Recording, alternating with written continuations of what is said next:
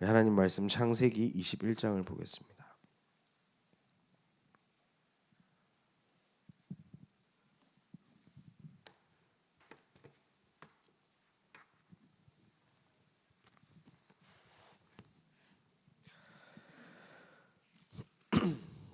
(1절부터) (7절까지) 읽겠습니다. 구약성경 25쪽에 있습니다. 21장 1절로 7절 말씀입니다. 우리 교독하겠습니다. 여호와께서 말씀하신 대로 사라를 돌보셨고 여호와께서 말씀하신 대로 사라에게 행하셨으므로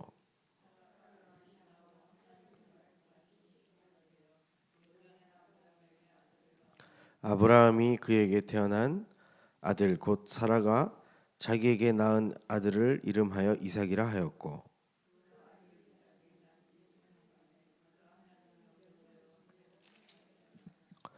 아브라함이 그의 아들 이삭이 그에게 태어날 때 100세라.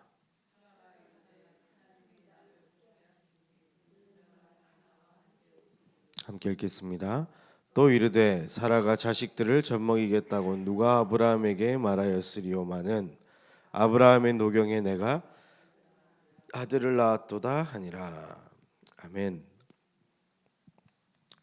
하나님께서 창세기 12장에 아브라함을 갈대아 우르에 있을 때에 본토 친척 아비의 집을 떠나서 내가 내게 보여줄 땅으로 가라 명하셨습니다. 아브라함의 인생의 여정길은 그 하나님의 말씀을 따라 하나님의 신호를 따라 가면 되는데 그 인생이 참 다이나믹하게 이런 일 저런 일 많이 겪게 됩니다. 그런데 하나님의 말씀을 온전히 따라갔다면 신호를 보고 그냥 갔다면 일어나지 않아도 될 어려움들이 많이 찾아오게 되는 것입니다. 우리가 살아가는 데 있어서 혹시 문제와 사건이 있다. 하나님의 신호를 보지 않고 내가 내 판단과 내 생각, 내 기준대로 하고 있지는 않은가. 아브라함을 보면서 우리는 확인해 봐야 될 것이 있습니다. 하나님께서는 이 아브라함에게 모든 축복을 다 주셨습니다. 큰 민족을 이룰 것이라 약속하셨고 너를 복이 될 것이다 말씀하셨습니다. 너로 말미암아 모든 족속이 복을 받게 될 것이라는 최고의 축복을 주셨습니다. 심지어 너를 저주하는 자에게는 내가 저주하고 너를 축복하는 자는 내가 축복하겠다. 하나님이 너의 편이 되어 주시겠다고 약속하신 것입니다. 그러면 하나님께서 초록불을 탁 켜시면 가면 되고 빨간 불을 켜면 멈추면 되는 것입니다. 우리는 정말로 이제 구원받은 하나님의 자녀로서 세계복음화라는 가나안을 향해 하나님의 신호를 따라 가면 될 줄 믿습니다. 오늘 우리 읽진 않았지만 창세기 15장에 보면 아브라함이 이 축복을 다 받고 씀에도 불구하고 불신앙을 하는 장면이 나옵니다. 15장 1절부터 3절의 말씀 보면 여호와의 말씀이 환상 중에 아브라함에게 임하여 이르시되 아브라함아 두려워하지 말라. 나는 내 방패요 너희 지극히 큰 상급이니라. 아브라함이 이르되 주 여호와여 무엇을 내게 주시려 하나이까. 나는 자식이 없사오니 나의 상속자는 이 다메섹 사람 엘리에셀이니이다. 아브라함이 또 이르되 주께서 내게 씨를 주지 아니하였으니 내 집에서 길린 자가 내 상속자가 될 것입니다. 하나님께서 말씀하셨습니다. 내가 너의 상급이다 이렇게 말씀하셨는데 하나님 나한테 도대체 무엇을 주시려고 합니까? 하나님께서 우리의 상급이면 끝 아니겠습니까? 그런데 이 지금 아브라함의 마음속에는 자꾸 자식이 있는 겁니다. 뭐라고 얘기하냐? 하나님께서 나한테 씨를 주지 않았다고 원망하고 불평하는 장면입니다. 오히려 빈정대고 있는 장면입니다.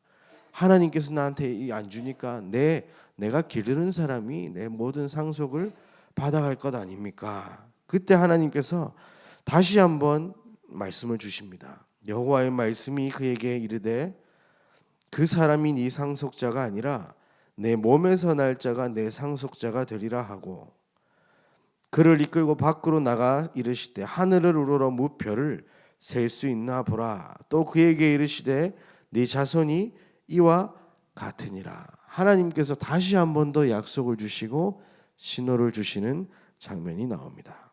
그런데 이것을 믿고 하나님한테 8절에 보니까 하나님, 내가 하나님께서 이걸 준다고 하셨는데 내가 어떻게 그거를 증표로 삼겠습니까? 해서 하나님이 언약을 체결하는 의식을 하십니다. 9절에 보니까 나를 위하여 3년 된 암소와 3년 된 암년소와 3년 된 순양과 산비둘기와 집비둘기 새끼를 가져올지니라. 아브라함이 그 모든 것을 가져다가 중간을 쪼개고 그 쪼갠 것을 마주 대하여 놓고 새는 쪼개지 않았다 되겠습니다. 하나님께서 말씀으로 약속하신 그것을 자기 생각대로 새쯤이야 뭐 하고 다 쪼개다가 새만 쪼개지 않아요.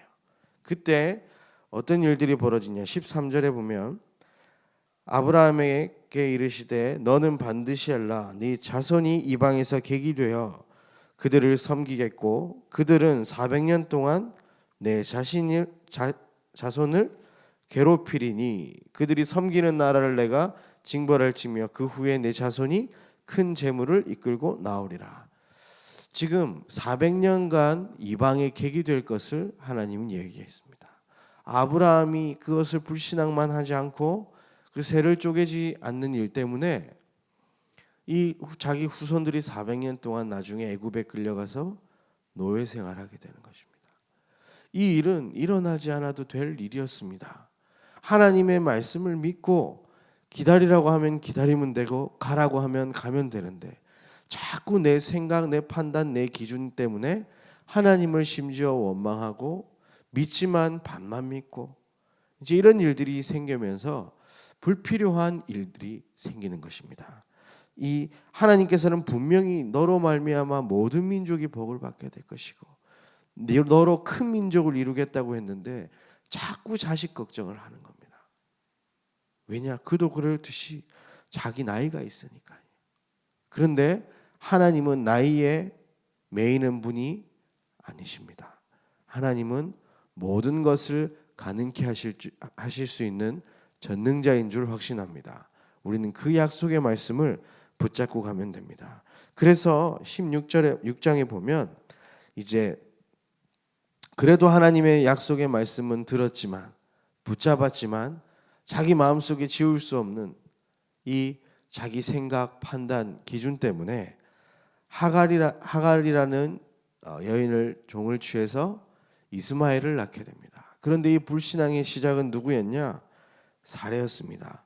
16장 2절에 보면 무서운 얘기를 합니다. 사레가 아브라함에게 이르되 여호와께서 내 출산을 허락하지 아니하였으니 원하건대 내 여종에게 들어가라. 내가 혹 그대로 말미암아 자녀를 얻을까 하노라. 하매 아브라함이 사레의 말을 들으니라. 하나님께서 출산하지 못하지만 나는 자녀를 봐야 된다는 겁니다. 이게 얼마나 무서운 얘기입니까? 하나님의 신호를 정면으로 무시하고 나가는 일이 사레를 통해 벌어졌고 아브라함도 하나님의 말을 들었습니까? 사레의 말을 듣습니까? 사레의 말을 듣고 이 일을 하게 됩니다. 그래서 4절에 보니까 아브라함이 하갈과 동침하였더니 하갈이 임신함에 그가 자기의 임신함을 알고 그의 여주인을 멸시한지라. 이런 일이 일어나지 않아도 되는 일들입니다. 그런데 불신앙으로 말미암아 불평, 불만 어디에서부터 시작합니까? 내 생각에서, 내 판단, 내 기준에서 모든 것을 생각하다 보니 이런 일들이 벌어집니다. 그러고 원망을 합니다. 5절에 보면 사레가 아브라함에게 이르되 내가 받는 모욕은 당신이 받아야 옳도다. 내가 나의 여종을 당신의 품에 두었거늘 그가 자기의 임신함을 알고 나를 멸시하니 당신과 나 사이에 여호와께서 판단하시기를 원하노라. 하나님의 이름을 들먹거리면서 원망하고 불평하는 장면이 이 지금 사례의 모습이거든요. 그런데 참 웃깁니다. 6절에 보니까 아브라함이 사레에게 이르되 당신의 여종은 당신의 수중에 있으니 당신이 눈에 좋을 대로 행하라 하매 사레가 하갈을 학대하였더니 하갈이 사레 앞에서 도망하였더라 이야기합니다. 누구의 잘못입니까? 다 잘못한 겁니다. 하나님의 언약의 약속을 믿는 한 사람이 있었다면 거기에서 이야기할 수 있습니다. 하나님이 내 출산을 지금 허락하지 않는다. 그러면 하나님의 약속의 말씀을 붙잡고 하나님의 시간표를 기다리자. 사례는 이렇게 얘기했어야 됐고요. 사례가 그렇게 얘기하지 않고 했다 할지라도 아브라함은 하나님의 약속을 믿자. 우리가 약속 믿고 갈대아에서 나오지 않았느냐? 우리가 가나안을 오지 않았느냐? 하나님께서 우리에게 주신 약속을 믿고 우리의 씨로 말미암아 하나님이 큰 민족 이루겠다고 했는데 기다려보자. 하나님은 전능하신 하나님이시고 약속의 하나님이시다. 이렇게 두 부부 중에 한 명이라도 이 말을 하면서 하나님의 약속을 붙잡았다면 오지 않아도 될 일들입니다. 그런데 이 이스마엘이 나오면서 어떤 일들이 벌어집니까? 지금까지도 복음 운동을 방해하는 아랍인들, 무슬림들이 이스마엘의 후손들 아닙니까? 이 한 명의 불신앙과 불평을 통해서 여러 가지 일들이 일어나게 되는 것입니다. 17장에 보면 하나님께서 다시 한번 나타나셔서 이제 할례에 대해서 약속을 주시면서 17장 5절에 보니까 4절 보니까 내 언약이 너와 함께 있으니 너는 여러 민족의 아버지가 될지라. 이제 후로는 내 이름을 아브람이라 하지 아니하고 아브라함이라 하리니 이는 내가 너를 여러 민족의 아버지가 되게 함이라. 내가 너로 심히 번성하게 하리니 내가 네게서 민족들이 나게 하며 왕들에게로부터 나오리라. 내가 내 언약을 너와 너 및 내 대대 후손 사이에 세워서 영원한 언약을 삼고 너와 내 후손의 하나님이 되리라. 내가 너와 내 후손을 내가 거류하는 이 땅 곧 가나안 온 땅을 주어 영원한 기업이 되게 하고 나는 그들의 하나님을 되리라. 하나님이 또 아브라함에게 이르시되 그런즉 너는 내 언약을 지키고 내 후손도 대대로 지키라. 이렇게 말씀하시면서 할례에 대한 부분을 이야기하십니다. 하나님께서 몇 번이나 나와서 지금 아브라함에게 똑같은 언약을 이야기하십니다. 내가 너로 말미암아 큰 민족을 이루게 할 것이다. 네 후손들로 말미암아 내가 너의 하나님인 것을 알게 하실 것이다. 12장에 불렀을 때 처음 믿고 그대로 있었으면 그냥 다 이루어질 일들이었습니다. 하지만 그 가운데 어떤 일들이 벌어집니까? 아내를 빼앗길 뻔하고 흉년 때문에 기근 때문에 여러 군데 다니면서 살았어야 했고 또 롯 데리고 나왔다가 나중에 하나님이 복 주셔서 이 롯과 헤어지게 만들고 결국 자기 생각으로 했던 모든 것들이 다 어려움을 만들게 됐고 그 속에서도 하나님은 약속을 하셨기 때문에 그 약속을 지켜나가는 일들을 우리는 확인할 수 있습니다. 어려움 당하기 이전에 문제와 사건을 만나기 이전에 영원하신 능력의 하나님의 말씀을 붙잡으시길 바랍니다. 하나님이 신호 그것에 우리는 예민하게 반응할 수 있어야 합니다. 지금 이 시대에는 하나님께서 직접 나타나서 말씀하실 이유가 없습니다. 하나님께서는 예배를 통하여 강단에 세우신 목사님의 입술을 통하여 우리에게 말씀하고 계시는 겁니다. 이상하지요? 모든 수많은 사람들이 한 자리에 앉아서 예배를 드리는데 하나님의 말씀을 받는데 각 사람에게 임하는 하나님의 말씀은 다 다릅니다. 초대교회도 성령의 충만함을 받을 때 보면 각 사람에게 하나님의 성령이 불같은 바람 같은 성령이 불의 혀끝같이 갈라져서 임했다고 이야기했습니다. 하나님의 말씀은 지금도 우리에게 각 사람에게 맞게 하나님께서 우리의 심령 가운데 듣게 하실 줄 믿습니다. 우리는 그 신호를 따라가야 됩니다. 사례처럼 하나님께서 출산을 막으심에도 불구하고 우리는 가고 있다면 우리는 잠깐 멈춰서서 하나님 음성에 귀를 기울여야 할 줄 믿습니다. 지금 이 모든 것은 우리 인생의 가장 기본이 되어져 그리고 가장 원칙이 되어야 될 부분입니다. 우리는 하나님의 말씀을 따라가는 언약의 백성이기 때문입니다. 하나님께서 우리에게 반드시 언약 따라가는 그 길에 가나안을 허락하실 줄 확신합니다. 또 17장이 보게 되면 15절에 보면 하나님이 또 아브라함에게 이르시되 내 아내 사레는 이름을 사레라 하지 말고 사라라 하라. 내가 그에게 복을 주어 그가 내 아들을 낳아주게 하며 내가 그에게 복을 주어 그를 여러 민족의 어머니가 되게 하리니 민족의 여러 왕이 그에게서 나리라. 아브라함이 엎드려 웃으며 마음속으로 이르되 100세 된 사람이 어찌 자식을 낳을까? 사라는 90세니 어찌 출산하리요 하고 아브라함이 이에 하나님께 아뢰되 이스마엘이나 하나님 앞에 살기를 원하나이다. 이 무슨 이런 불신앙이 있겠습니까? 하나님이 아들을 주겠다고 하고 이름까지 고쳐서 너는 아브라함이라 열국의 아비, 사례는 사라라 고쳐서 모든 민족의 어머니가 되리라고 이렇게 말씀 한 번 더 주시는데 엎드려서 막 웃는 이 아브라함의 모습을 보십시오. 100세 된 사람이 어떻게 자식을 낳겠습니까? 맞는 말인데 틀린 말이죠. 90세 난 사례가 어떻게 아들을 낳겠습니까? 맞는 말인데 틀린 말입니다. 하나님의 말씀은 이루어집니다. 하나님의 약속은 반드시 성취되어질 줄 믿습니다. 내 생각, 내 판단 기준으로 하나님의 것을 무시하면 안 되는 것입니다.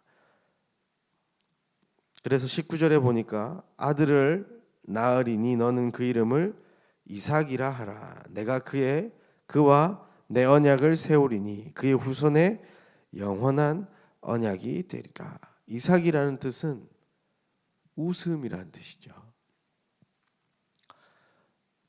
강단에서 담임 목사님께서 이 부분 이야기하시면서 과연 어떤 웃음이겠느냐? 기뻐서 우는 웃음도 있지만 비웃는 이 웃음을 보고 하나님이 평생토록 이삭 보면서 마음에 나의 불신앙 그 속에서도 하나님이 불가능을 가능케 한 그것을 생각하라고 주시지 않았겠느냐 이런 말씀을 하셨던 것이 기억이 납니다. 하나님은 하나님의 약속 이루십니다. 내가 무능력하다고 해서 그것이 안 되는 것이 아닙니다. 내가 믿지 않는다고 해서 하나님의 약속이 이루어지는 것도 아닙니다. 다만 우리는 하나님의 역사 앞에서 믿음의 선택을 해서 응답을 받고 가느냐 아니면 불신앙해서 괜한 문제와 사건 속에 하나님의 성취를 보게 되느냐 그 차이인 것입니다. 정말로 문제와 사건 어려움 당하기 이전에 우리가 하나님의 약속을 온전히 믿고 그 기도 속에서 하나님이 원하시는 길을 걸어가게 되시기를 예수님의 이름으로 축원합니다. 그래서 18장에 보면 이 일이 이제 아브라함에게만 듣고 이제 사례는 아직 듣지 못했습니다. 그런데 이제 그 집에 여호와의 사자들이 이제 방문을 하는데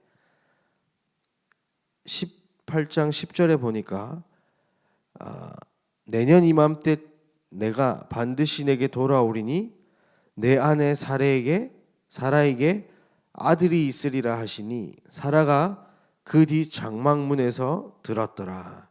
아브라함과 사라는 나이가 많이 늙었고 사라에게는 여성의 생리가 끊어졌는지라. 사라가 속으로 웃고 이르되 내가 노쇠하였고 내 주인도 늙었으니 내게 무슨 즐거움이 있으리요. 여호와께서 아브라함에게 이르시되 사라가 왜 웃으며 이르기를 내가 늙었거늘 어떻게 아들을 낳으리오 하느냐. 여호와께 능하지 못한 일이 있겠느냐. 기한이 이를 때에 내가 내게로 돌아오리니 사라에게 아들이 있으리라. 사라가 두려워서 부인하여 이르되 내가 웃지 아니하였나이다. 이르시되 아니라 네가 웃었느니라. 하나님은 다 알고 계십니다. 정말로 우리가 하나님의 마음을 믿지 않는 부분이 있다면 하나님에게 하나님의 말씀을 믿을 수 있는 믿음을 달라고 우리는 기도해야 될 것입니다. 하나님의 신호가 보이지 않는다면 우리는 더욱더 복음 되신 예수 그리스도 속으로 들어가야 될 줄 믿습니다. 내 판단, 내 생각, 내 기준이 언제 무너집니까? 갈라디아서 2장 20절의 말씀을 보게 되면 이제 내가 사는 것이 아니요 내 안에 예수께서 사는 것이라 이야기했습니다. 우리가 복음을 묵상하고 예수가 그리스도 되심을 선포하고 내 인생의 주인임을 날마다 고백할 때에 나의 생각, 내 판단, 내 기준들이 무너지고 비로소 하나님의 말씀이 내 기준이 되어가는 이 일들이 일어납니다. 그래서 우리는 날마다 고백하고 가야 됩니다. 왜냐? 내 생각, 내 판단, 내 기준이 나를 주장할 때가 너무 많기 때문입니다.